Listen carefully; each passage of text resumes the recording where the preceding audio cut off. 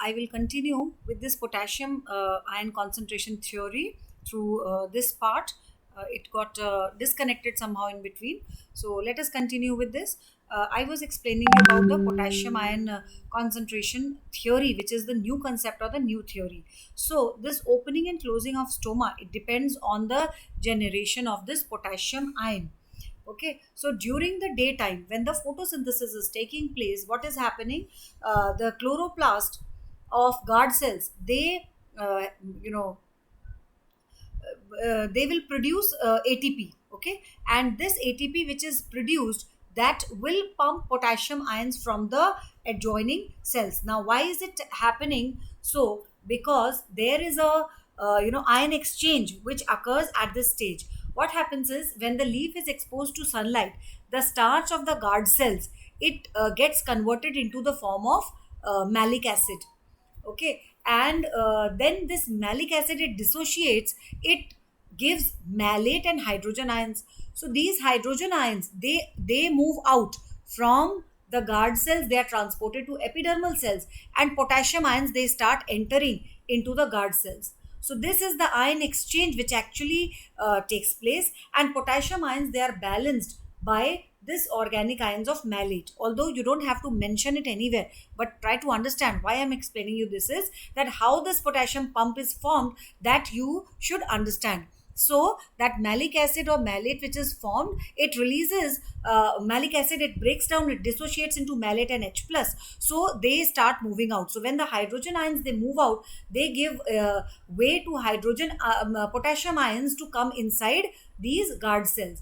And then there is a balance between H plus and K plus, hydrogen and potassium ion exchange, that is developed. See, this is an active process, and these photosynthesis process, it requires energy. So this energy is either supplied by respiration or by the increase of this potassium ions which are released from the malic acid in the guard cells. They increase the osmotic pressure, and that will increase the water which can enter into the cells. So this will make the cells hypertonic, and when the water will move in, so they will the end osmosis will take place, and the guard cells will become turgid, and the stoma will open. So I hope I made my point clear, that in this potassium ion concentration theory, guard cells, they perform photosynthesis.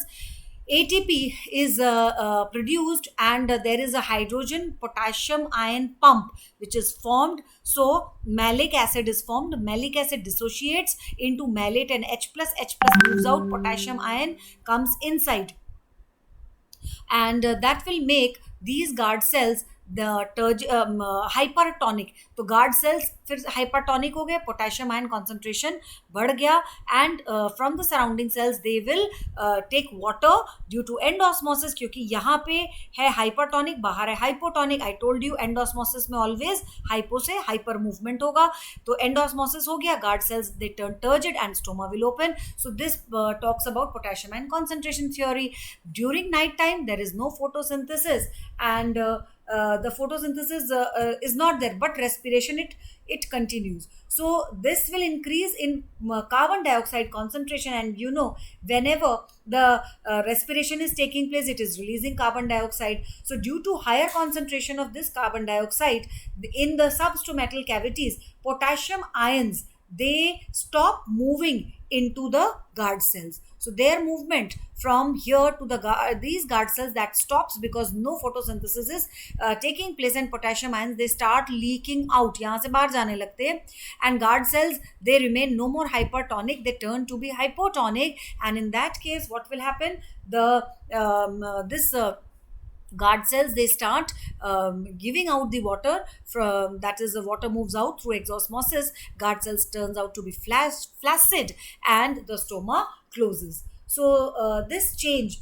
that is the transport of potassium ions and hydrogen ions, that is a reversible process. And whenever there is an increase in the osmotic pressure here, that will tend to make the guard cells hypertonic होंगे तो water will come in, the stroma will open, and जब potassium ions यहाँ से leak करेंगे, osmotic pressure down हो जाएगा, then what will happen, these stomata cells which were turgid, they will turn out to be flaccid and stoma closes. So I told you about the two theories that talks about the mechanism of opening and closing of stomata.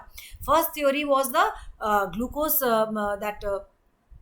sugar concentration theory, and in this I told you during the daytime what happens, guard cells, they perform photosynthesis, sugar is produced, guard cells will turn out to be hypertonic, osmotic pressure बढ़ा देता है, glucose बन जाता है, then surrounding epidermis से they will take the water in, so the cells will turn hypertonic, these guard cells will become hypertonic and surrounding cells hypotonic, water will enter the guard cells by the process of endosmosis, guard cells turns out to be turgid, stoma will open. And in the next part, where during night time, since no photosynthesis taking place in the guard cells, so there is no more hypertonicity which is seen in the guard cells, osmotic pressure is down, so water moves out through exosmosis, guard cells turns out to be flaccid, stomata closes. Second theory was potassium ion concentration theory. Here I told you a little additional part which may not be given in the book, so don't worry about that part. I will not ask you to mention that part in your answers, but for your understanding